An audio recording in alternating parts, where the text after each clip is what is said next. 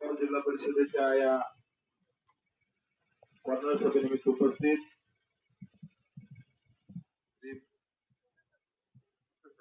आदरणीय बाळासाहेब चिकनावर उपस्थित आपल्या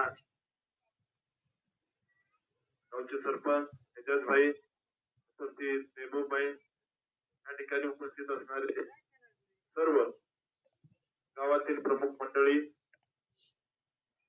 बंधू आणि भगिनींनो, आज आपल्या या जिल्हा परिषद गटाची निवडणूक होतीये. आपल्या जिल्हा परिषदेच्या उमेदवार सौभाग्यवती ज्योतिताई ठवरे यांचं या ठिकाणी आगमन झालंय. सगळ्यांनी टाळ्याच्या गजरात त्यांचं स्वागत करावं.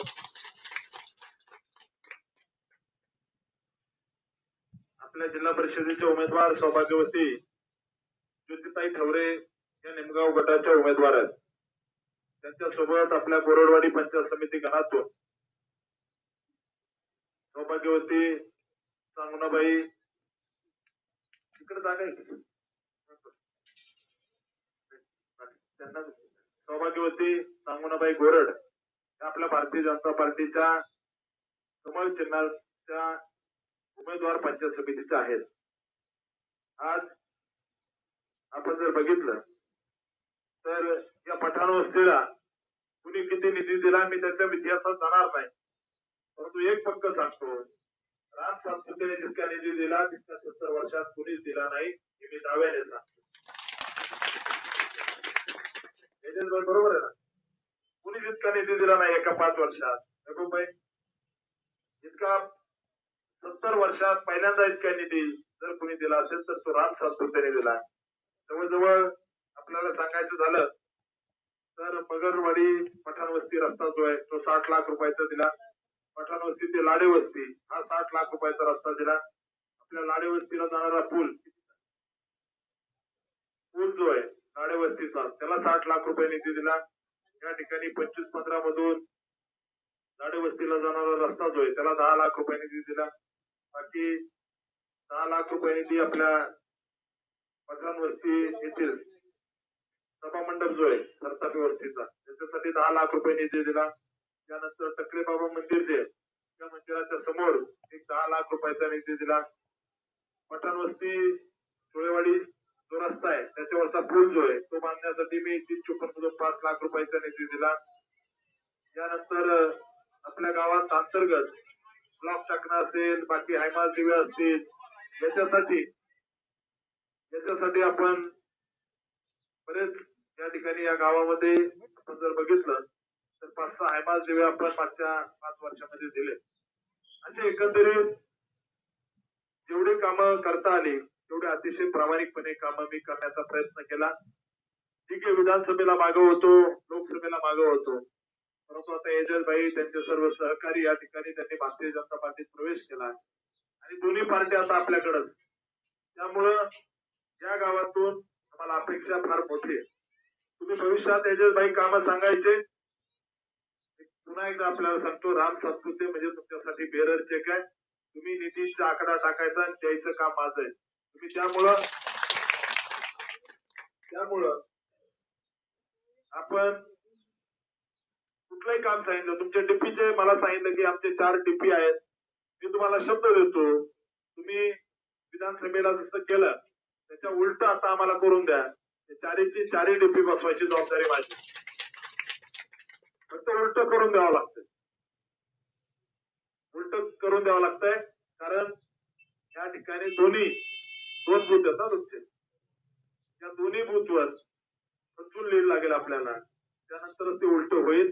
त्याच्यामुळे मेहबूब भाई तुम्ही सगळ्यांनी एक दिवाणी केलं, एजाज भाईने, तुम्ही पठाण चाच्याने सगळ्यांनी मिळून, तर निश्चित मला विश्वास आहे की हे उलट होईल आणि निश्चित या ठिकाणी या भागाचा विकासाची जबाबदारी माझी. मी कधीही भेदभाव केला नाही. मी या गावामध्ये मोठ्या प्रमाणामध्ये निधी टाकला. एजाज भाईने जेव्हा मला काय मागितलं ते मी सगळं दिलेलं आहे. त्यामुळे माझी तुम्हाला विनंती आहे की या निवडणुकीमध्ये तुम्ही भारतीय जनता पार्टीला मताधिक्य द्या. आपल्या उमेदवार सौभाग्यवती ज्योतिताई ठवरे उच्च शिक्षित आहेत, शिक्षक आहेत, एक चांगली शाळा चालवतात. त्या शाळेला म्हणजे इकडं मोहिते पाटलांच्या ग्रीन फिंगर शाळेला ऍडमिशन मोकळे असते, पण यांच्या शाळेला 1,500 विद्यार्थी वेटिंगला असते. अशी एक चांगली शाळा चालवतो. आणि ही शाळा जी आहे या शाळेमधले विद्यार्थी स्पर्धा परीक्षेला पास होतात. खूप चांगलं वातावरण त्यांनी त्या शाळेमध्ये केलेलं आहे. एक उच्च शिक्षित आणि सुसंस्कारित परिवारातील त्या आहेत. त्यामुळे माझी तुम्हाला विनंती आहे, गवरे सर पण आपल्यातले कायम आपल्या संपर्कात असतात. यांना दोन्ही उमेदवारांना या ठिकाणी काकींना आणि त्या ठिकाणी आपल्या ज्योतिताईंना या दोन्ही उमेदवाराला आपण मोठ्या मताधिक्याने निवडून द्यावं एवढी विनंती करायला आज आलोय. तुम्ही या आपल्या निवडणुकीमध्ये जेवढे आपले उमेदवार आहेत या या गटातले असतील, पिलीव गटातले असतील, पावणेरावळे असतील, माझी तुम्हाला विनंती आहे, ही निवडणूक कामाचा माणूस विरोधात समोरची लोक अशी निवडणूक. त्यामुळं आपल्याला विनंती करतो की ज्यांना पठाण वस्तीने लीड दिलं 350 मताचं, कितीच आहे, 354, 368 मताचं लीड दिलं. त्या लीड दिल्यानंतर ते तुमच्याकडे फिरकले का याचा मला एखादा फोटो दाखवा. पठाण वस्तीला कधी आले का, आणि आले असलं ते एखादं काम केलं का दाखवा. 10 पैशाचं काम नाही केलं. 468 मत ते बी तिकडे येतात. मुस्लिम आपल्याला पडते काय 5 वर्ष फिरकत सुद्धा नाही, गेले का गेले कोण बघत सुद्धा नाही. रात सातपुते तुमच्यासाठी दिवस रात्र उभा राहील हा माझा तुम्हाला शब्द आहे. तुम्ही मला काम सांगायचे ते पूर्ण करायची जबाबदारी माझी. त्यामुळं मेजर भाई तुम्हाला माहिती आहे, महबूब भाईला माहिती आहे, आपल्या शेती वस्तीवरच्या सगळ्यांना माहिती आहे की तुम्ही मला काम सांगितले आणि मी ते केलं नाही असं याच्यात भाई कधी झालं. तुमचे सगळे कामं केलेले आहेत. त्यामुळं विरोधक काय म्हणतात, काय म्हणतील, कमळाचं चिन्ह हे ते, अहो काम करणारा माणूस पाहिजे. शेवटी तुमच्या लाडे वस्तीवरच्या लोकांना त्या ठिकाणी पुलावर जाताना किती हाल व्हायचे तुम्ही बघितलेलं आहे. त्याला 60 लाख रुपये मी दिलेच ना, याच्यात महिन्यात मागितले होते, 60 लाख रुपये दिले मी.